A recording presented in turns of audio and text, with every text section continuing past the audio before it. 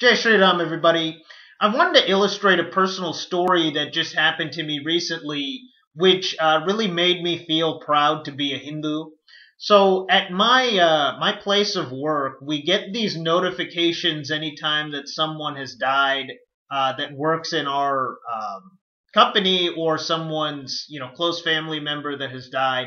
So very recently, this woman who was in my department and had recently retired at the end of this past year died of cancer. And so the people in my department were like sad about this and talking about the standard kind of thing that you hear from Western people, from Christians, when someone has died, all these things of, oh, it's so terrible and it's such a tragedy that this person has died. And, it wasn't fair that, she was taken from the earth this soon, and all. She was not young, by the way, but you hear this if you've ever been around a lot of Christians, or a lot of people who are of Christian background. They always have this kind of response to deaths.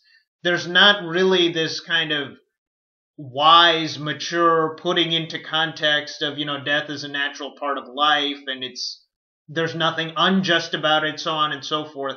They don't really have that. I think part of it is just the emotional immaturity of people in the modern day Western world.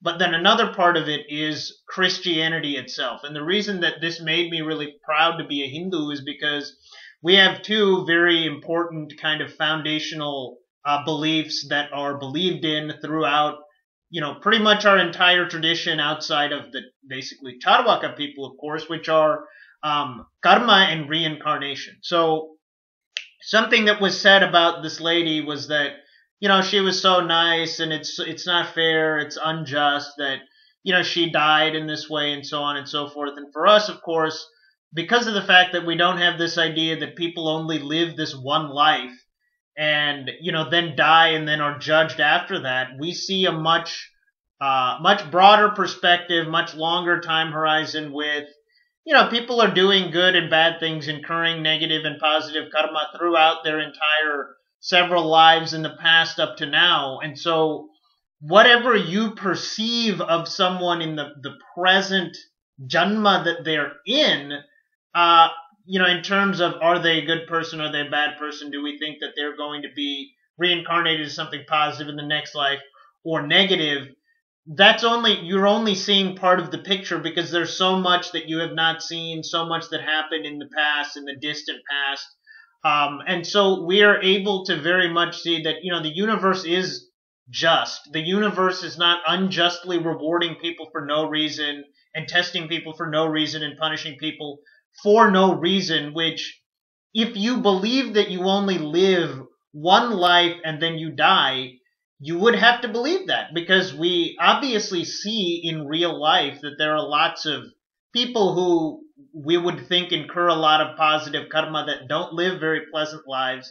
And then on the other side, people who are doing lots of immoral things that actually live very pleasurable lives. Right now, for us, and also the Buddhists and the Sikhs and the Jains, anyone who believes in karma and reincarnation, we can say that, well, they may be enjoying the fruits of things that they had done good in their previous lives, and whatever bad they're doing now, they will receive the punishments, or the negative effects of that karma in the future, and vice versa for those who are doing good.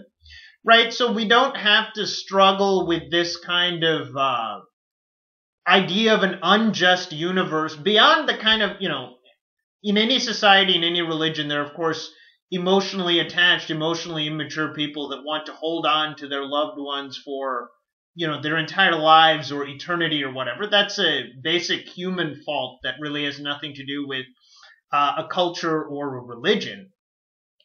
And then, the other thing is, as an extension of not just karma, but reincarnation in general, in the sense that death to an Abrahamist there's a real finality of death to an Abrahamist, which we don't have because we believe in reincarnation. So for them, in this particular current janma that they're in now, once they die, this is the only death. They've only experienced birth once. They've only lived once. They'll only die once. That's it. That's the end. They have no more power or will to do anything else. Beyond that, they're now only subject to God and what He decrees. Of course, this is according to their worldview. Whereas for us, we all, obviously in this Janma, we're going to eventually die at some point. But from our worldview, we have been born and lived and died a countless number of times in our previous Janmas up to now. So this is not anything new. It's not anything strange. It's not anything horrifying and final for us to die in this particular lifetime because we have done it so many times. It's just that because the actual mind doesn't get reincarnated. Of course, we don't have any actual memory of it. But I think that these two beliefs, karma and reincarnation, really help just from a practical kind of making sense of the world kind of view and mental health kind of view. This really helps us kind of make sense of the world in a way that Abrahamists cannot, because they believe fundamentally that the universe is unjust and God has to come in like some kind of mythical heroic figure and save people and reward the good and punish the bad, because the universe in and of itself doesn't have a mechanism with which to do that. Whereas for us, we don't have to be all kind of emotionally worked up that we're seeing someone who committed some unjust act go free, or someone who did well, did something good be punished, or reap some kind of negative effect, because we understand that that's happening in the short term of this particular Janma. In the long term of the next lifetime and the next lifetime, maybe 7 lifetimes in the future, whatever it is, people will get whatever justice is coming to them and whatever they deserve. And also with reincarnation, something that I like to think about a lot is the fact that the inner light, what the world that we experience, the vast majority of it is outside of our control, in the sense that if you think of, say, the desires that you as a man or a woman experience on a normal basis, right? You experience desires for certain foods. You experience a desire for, some kind of friendship and companionship. You experience a desire for sex. You periodically have to experience a desire for sleep, and all of these kinds of basic desires that we have as human beings, right? Now, none of us sat down at some point and thought, let me desire this, or I would want to desire this, right? Obviously, these are things that by taking birth as human beings, we are just subject to. It's just part of, if you take birth as a human being, you have to undergo this stuff. If you take birth as a tree, you have to undergo a certain different set of experiences, right? And so because of the fact that we believe in reincarnation, we understand that we're not men and women and Indians and all of that at the core of our being. That's just the core of our being in this particular Janma. In previous Janmas, we were the other gender, we were different races, different species, we may have been alien life forms on different planets, and in the future, this will also be true. We can look at the desires that we have and the kind of knee-jerk reactions that we have to things, the assumptions that we make, in the context of, I was born as a human. I was born as a male. I was raised by certain parents. I live in a certain time period in a certain society. All of these things have framed my experience in this particular birth, just as things that I don't remember anymore now framed my experience in a previous birth and also for future births, right? And I think that this really helps us keep things in perspective, in the sense that there are so many things. I mean, all of the desires that we experience are specific to this particular birth, as I just said.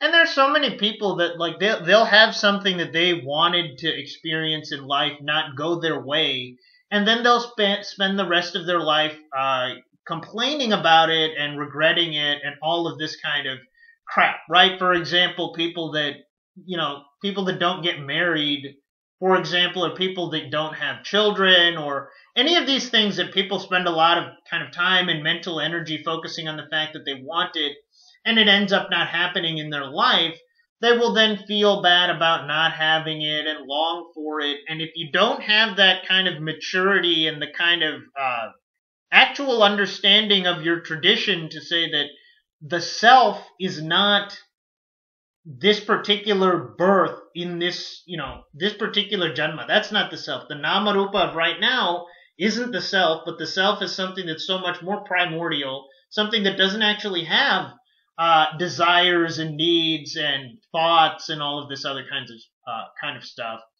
that you just end up wanting it more. And then, if you believe that this is what causes reincarnation, you can see that there's also a strain of belief that says people have to get reincarnated not only to fulfill their karma phala, to get that worked out, but also because they had some desire that went unfulfilled. So now they have to come back to attempt to fulfill this desire again. So if it does get fulfilled, then what's probably going to happen is, as is the nature of desire, they're not going to be fulfilled. They're just going to lead to some new desire, and they're going to want something else, and they're going to have to come back again.